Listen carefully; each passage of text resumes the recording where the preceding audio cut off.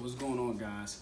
It's your boy Trey, the broke entrepreneur, back again. So last time I left off doing the story time, I talked about Baltimore going to Florida. Now I want to talk about Florida and the situation that happened that kind of shifted my life in Florida. So when I first went down Orlando, I didn't feel like I fitted in. Dealt with a lot of I'm wearing bucket hats and New Balances. I'm a Baltimore kid, got a little aggression. So I didn't kind of fit in at first. I just really hated it, to an extent. I was getting homesick, but I never wanted to go home. I didn't like being home once I went home for a couple of days. It was just irritating me. And I just was clashing with a lot of people because I was in a college environment and I was just this aggressive kid, and they really didn't understand. Most of the most aggressive people that was in college was mostly the football players.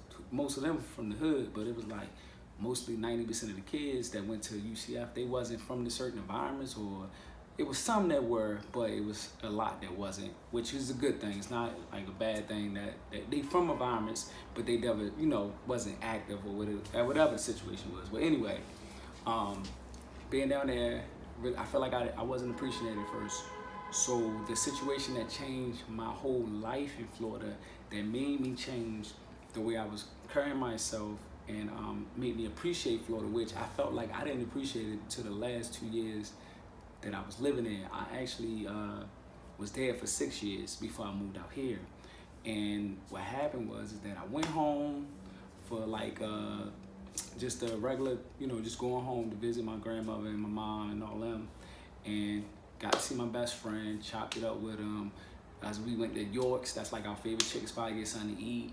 And I remember just looking at my friend, I was he seemed different, but whatever, we talked for hours on the porch, and then I left, went home, I flew back the next day.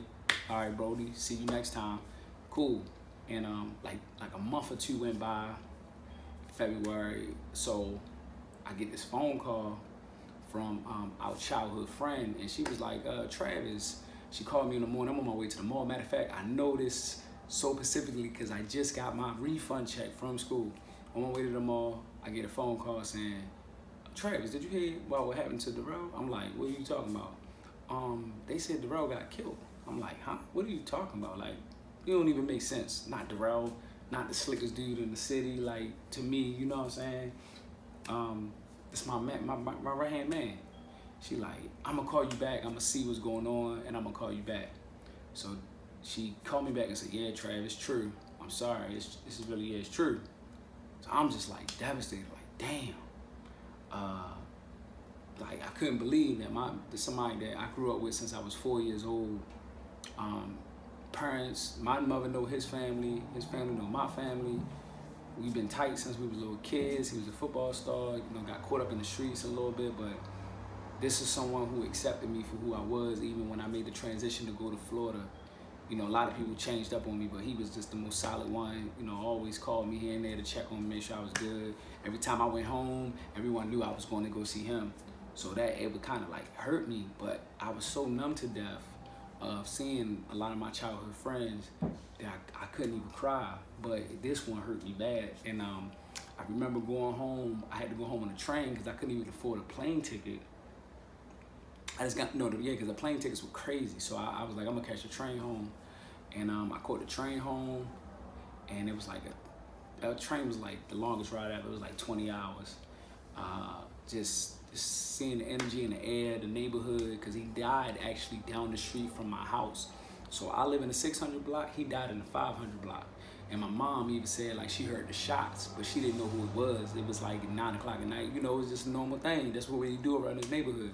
She heard the shots, but she was would never in a million years thought it was him. And it's just crazy because that's when it hit me, was damn, yo, I'm in Florida and I'm separated from this. Why am I still carrying the same aggression in Florida I'm in Baltimore? I don't have to live I don't live like that. I live in a college community. I live in, where we ain't got locked door. I don't even barely lock my door. You know what I'm saying? There's no violence. Of course, you got people that do dumb stuff here and there, but it's I'm not in this no more. I don't live like that no more. Why am I still got this energy from that, because it's installed in us, a little bit, and just seeing what happened to him in the environment and the way he got killed, that made me think like, damn, if I was home, when we go home from the block that he got killed on is where we separate, and I go on my block and he go 5 blocks up where he live at. And it's like, damn, that could have been me, because we were always together all the time when I was home. You know, we would always take that route. And it was devastating with him, but it made me realize, like, bro, like, God put you in a position to be in Florida to achieve your goals and success. And he got you out this environment. Don't take it for granted.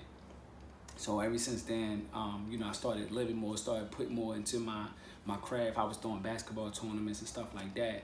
So I want to say, like, when God put you in a certain situation, appreciate it, because things could be worse. And, you know, my friend was going through a lot at that time. Like, you know, he was missing his mom. His mom has passed when he was like 4. He was just going through a lot. He was a 2-time felon, so it was hard for him to, like, get on his feet. And it's just a lot of things that was going on. And it's crazy because he was just like this superstar kid when we were growing up. Football, he was way better than me. Girls loved him. You know what I'm saying? He was the man. And, you know, we go through, you know, through things, and some people adapt to it a certain way, but it kind of, for him, it was hard. And you know, I lost my friend, just like, it was just crazy. Someone that you grew up with, that you got pictures with since you was like 4 or 5 years old, and he go like that. And I had to appreciate, like, damn, that could have been me. I'm not in this environment no more. Let it, whatever pain or whatever I went through, let it go. Live life, have fun, and enjoy it. And since then, I started living more and enjoying myself more in Florida, and just started, like, not taking things so personal, started enjoying myself at house parties and things like that. Because at first I wasn't. I had a lot of aggression inside of me. Like, you know what I mean? I'm in a house party, you know, like, I'm in Baltimore, like, you know, looking around, but them house parties weren't like that in Florida. So I always tell people how Florida changed my life. Not only did it change my life, it saved my life. So yeah, that's pretty much it for that story. So this Trav, the Broke Entrepreneur. Please like, subscribe, and comment if you like that. You know, the story times that I'm gonna just do, like, you know, once a week or once every other week. Thank you guys for tuning in. Thank you for liking all my videos. I'll see you next time. Peace out.